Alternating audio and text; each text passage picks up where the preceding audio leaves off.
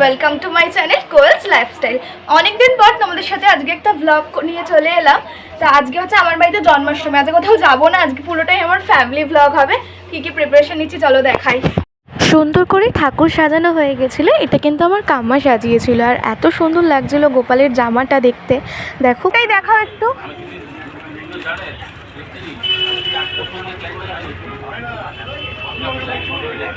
ও, এটা তো মেয়ের ঠাকুরদের পরে।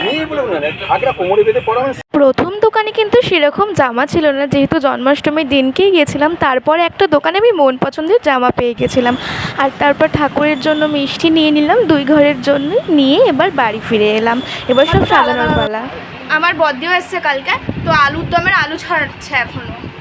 আর এদিকে বাড়িতে এসে দেখছি মা সব কিছু আয়োজন করে নিয়েছে, যেহেতু জন্মাষ্টমী তালের বড়া তো করতেই হয়। তো তালের বড়ার জন্য তাল, সুজি, ময়দা সব কিছু নিয়ে মা বসে। আর এইদিকে কাম্মা মালপোয়া তৈরি করবে বলে মালপোয়ার আয়োজন করছিল। সব মিলিয়ে কিন্তু সন্ধে হয়ে গেছিলো গোপালের ভোগ আয়োজন করতে। আর আমি বসে পড়েছিলাম গোপালকে স্নান করানোর জন্য, স্নান করিয়ে রেডি করলাম। এদিকে তালের বড়া ভাজছিল মা। সব আয়োজন করে উঠতে উঠতে রাত্রির 8টা বেজে গেছিলো। যদিও সামান্য আয়োজন, কিন্তু যেহেতু একা হাতে সবটা করতে হয়, তাই জন্য এতটাই দেরি হয়ে গেছিলো। দেখো, পুজোর ভোগের আয়োজনটা মা করে দিয়েছিল, আর আমি সুন্দর করে সাজিয়ে গুছিয়ে আয়োজন করেছিলাম। এবার পুজো হবে। ভোগের থালা সাজানো হচ্ছে, এখন অলমোস্ট সব কিছু রেডি। আমারই লোভ লাগছে। ঠাকুরকে না দেওয়ার আগে এ বড় গোপালের লোভ লাগছে। গোপাল না, বড় যাই হোক।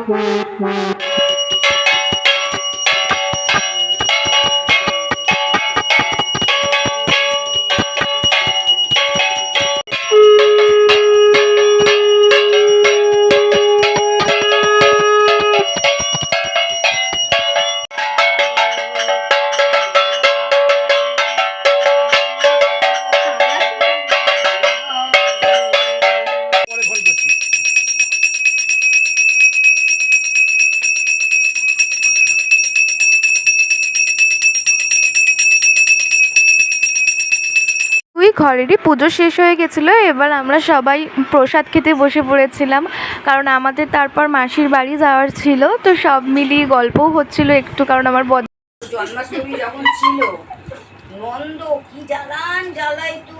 লক্ষ্মী পূজা তো আমার দশমীর পর থেকে নাড়ু বড়ি করা শুরু হয়। যতক্ষণ না দিতাম ওই গ্রিলে ঝুল্লা রাখতো, গ্রিলে ঝুল্লা দাঁড়ায় থাকতো, একটা দাও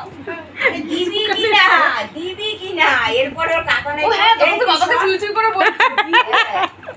কি সর মূর্খ, ওর কাকানটা এখান থেকে মাইরা ধইরা বাপরে বাপ। লাস্টে তো জামা কাপড় তুললে গদা দাঁড়ায় থাকতো, না দেওয়া পর্যন্ত না। এই কেন বুঝেই মনে নেই আমরা এরকম কথা হাতির চুল দিয়ে খাই।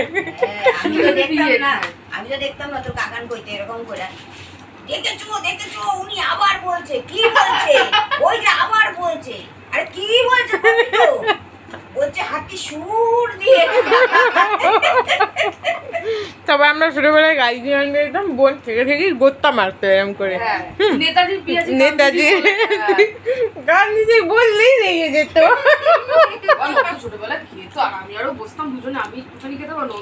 শোন না কি হতো,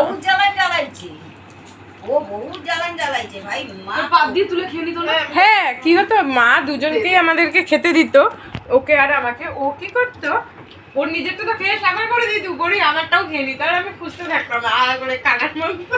আর তোর বাবা যত ভালো নতুন ফল, বছরে সেরা ফল, লালু ফল।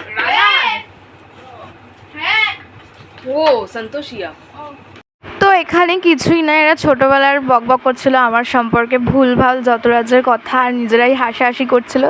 ভালোই লাগে মাঝে মাঝে শুনতে, ছোটোবেলার অনেক মেমোরিজ মনে পড়ে যায়। সব শেষে আমি আর দিদি গিয়েছিলাম মাসির বাড়িতে, আর এটা আমার মাসি। আর মাসির বাড়িতেও কিন্তু মাসি জন্মাষ্টমী করেছিল, আর মাসির বাড়ির ঠাকুর কিন্তু খুব সুন্দর, মন্দিরে বসলেই প্রাণ জুড়িয়ে যায়।